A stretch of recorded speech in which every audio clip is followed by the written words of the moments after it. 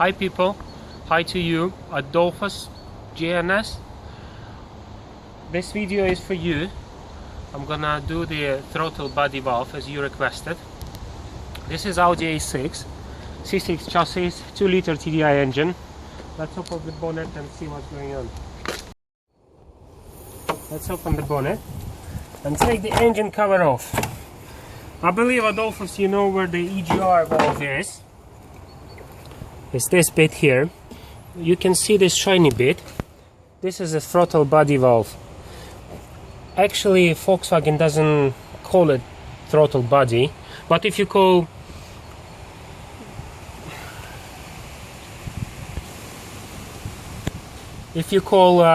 parts suppliers and you ask them for 2-liter TDI throttle body or throttle body valve, they will sell you this bit. After that goes EGR cooler valve. First, I want to explain that what's the difference between throttle body for petrol engines and for diesel engines.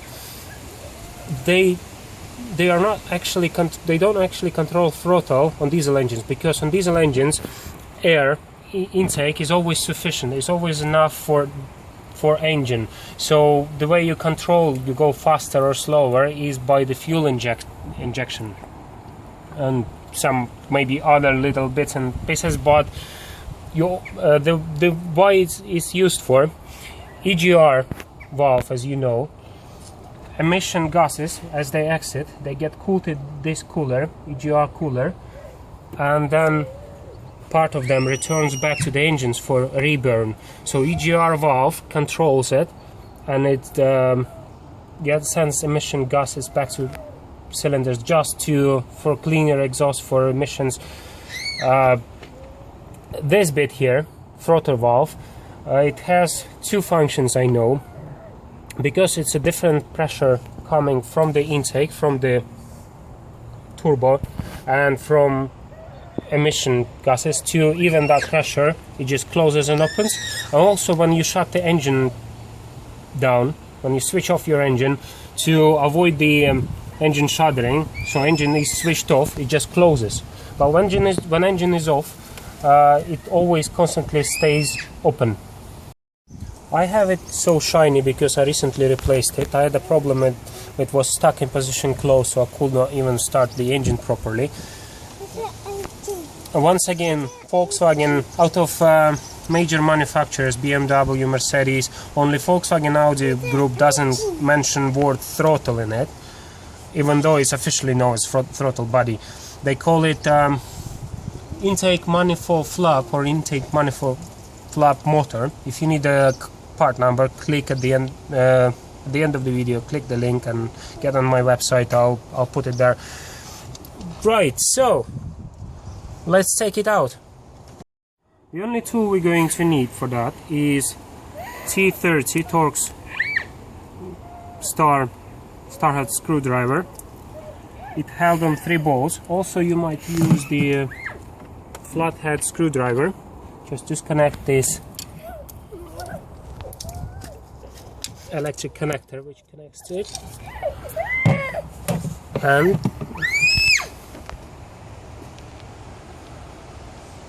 then you see this little spring goes around this pipe. We can disconnect this pipe. Just just unclip it. Just push it with your finger, this bit, and just take it out. Have a bit of oil there. Right. So let's disconnect it. Take the Torx T30.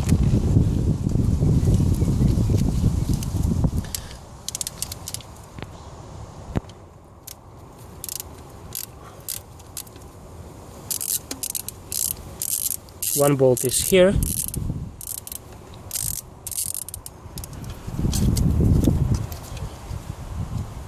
Let's take it out. Don't lose it. Then another one is just down there.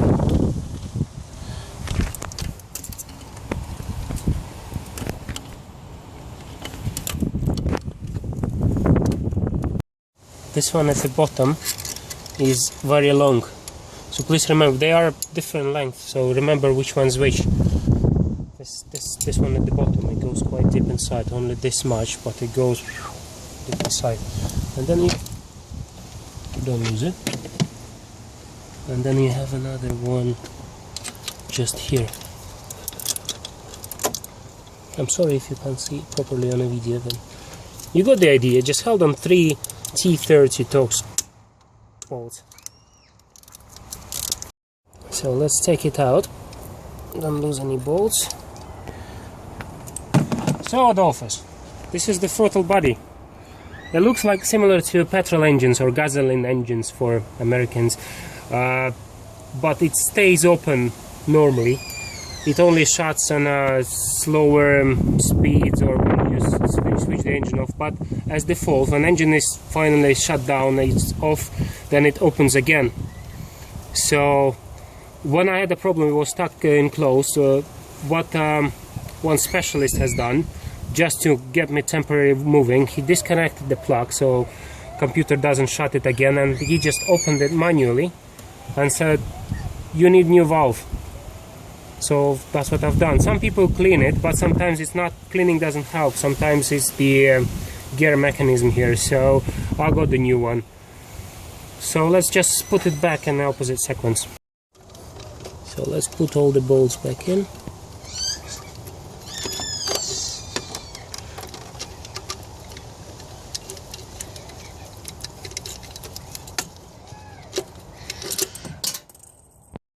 Make sure you don't drop anything, so just put these bolts back in.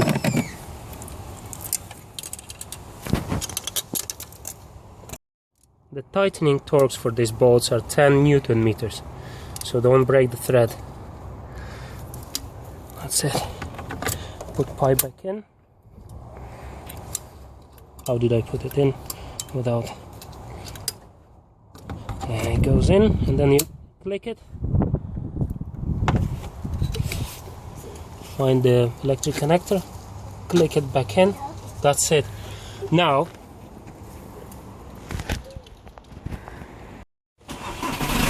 I'm gonna start the engine to see if any engine management light will come on, and it didn't, so that's good. Sometimes when you drive with this electric connector switched off, engine will tell you that there is problem with this, but if you put it right, if you got the new valve, it will clear. You don't need computer to clear that error. It will clear within a day. You drive around and then eventually it will go off. Now when I'll switch the engine off, you can hear this valve closing and opening again. Just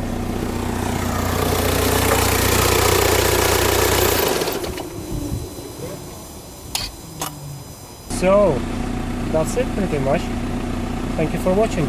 See my website for more details, link at the end of the video. Cheers.